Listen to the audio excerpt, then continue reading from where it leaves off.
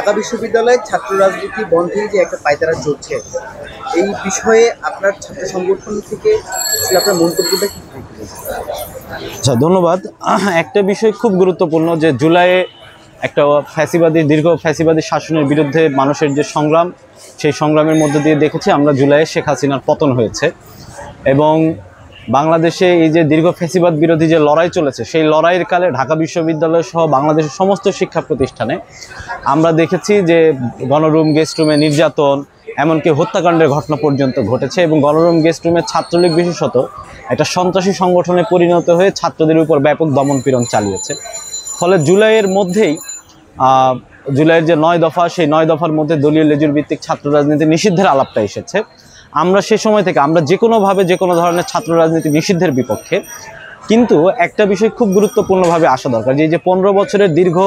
ফ্যাসিবাদী শাসনে ছাত্র সংগঠন আকারে ছাত্রলীগ যে দমন পীড়ন করেছে, সেই দমন পীড়নে কিন্তু শিক্ষার্থীরা নানা রকমভাবে অতিষ্ঠ অবস্থায় ছিলেন, তাদের মধ্যে সেই ট্রমা কাজ করেছে। ফলে সেই সময়ে সেই দাবিটা অত্যন্ত জনপ্রিয় দাবি ছিল এবং বৈষম্য বিরোধী ছাত্র আন্দোলন এই দাবিটাকে যুক্ত করেছে। আমরা মনে করি এটা একটা রাজনৈতিকভাবে ভুল হয়েছে এবং পরবর্তীতে জুলাই অভ্যুত্থানের পরে যখন বৈষম্য বিরোধী ছাত্র আন্দোলনের সাথে ছাত্র সংগঠনগুলোর বৈঠক হচ্ছিল, 12ই আগস্টের প্রথম বৈঠকে আমরা সেই মিটিংয়ে বর্তমানে যে এনসিপির প্রতিষ্ঠাতা নাহিদ ইসলাম, বর্তমান যে অন্তর্বর্তীকালীন সরকারের উপদেষ্টা আসিফ মাহমুদ সজীব ভূঁইয়া এবং মাহফুজ আলম উপস্থিত ছিলেন। সেই বৈঠকে আমরা বলেছিলাম যে আপনারা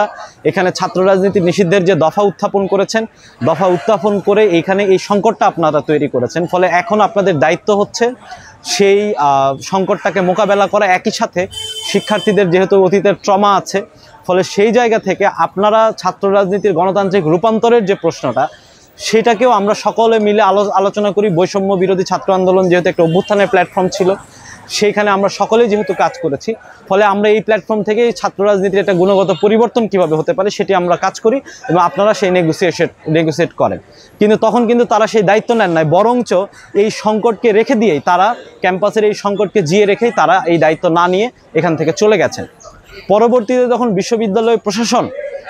ছাত্র সংগঠনগুলোর সাথে আলাপ আলোচনা শুরু করেছে, তখনও শিক্ষার্থীদের এই কনসার্নকে আমরা অত্যন্ত গুরুত্বপূর্ণভাবে নিয়েছি যে শিক্ষার্থীরা যে অতীতের ট্রমা, তার অতীতের যে অভিজ্ঞতা, সেই অভিজ্ঞতার জায়গা থেকে আমরা মনে করি ছাত্র রাজনীতির বিরুদ্ধে তার এই ক্ষোভ বিক্ষোভ জন্ম নিয়েছে।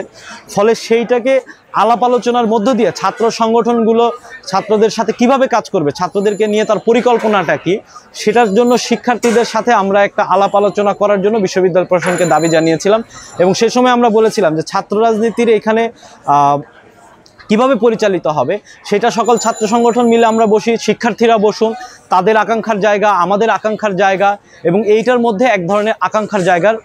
তৈরি হোক এবং আমরা সকলে মিলে সেই সিদ্ধান্তটা নেই। যেহেতু এখানে ছাত্র রাজনীতির বিপক্ষে, কোট আনকোট ছাত্র রাজনীতির বিপক্ষে শিক্ষার্থীদের এক ধরনের বিক্ষোভ আছে,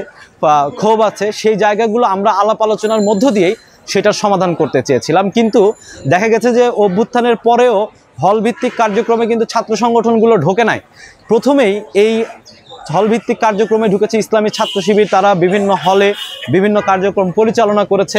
আমরা দেখেছি এবং তারপরেই এইখানে আমরা দেখলাম যে ছাত্রদল তারা একটা 18টা হলে তারা একসঙ্গে কমিটি দিয়েছেন, যার প্রতিক্রিয়া হয়েছে। আমরা মনে করি যে শিক্ষার্থীদের এই প্রতিক্রিয়া খুব বেশি যথাযথ হয় না, কিন্তু তার এই অতীতের ট্রমাটা তার মধ্যে আছে। ফলে ছাত্র সংগঠনগুলোর পক্ষ থেকে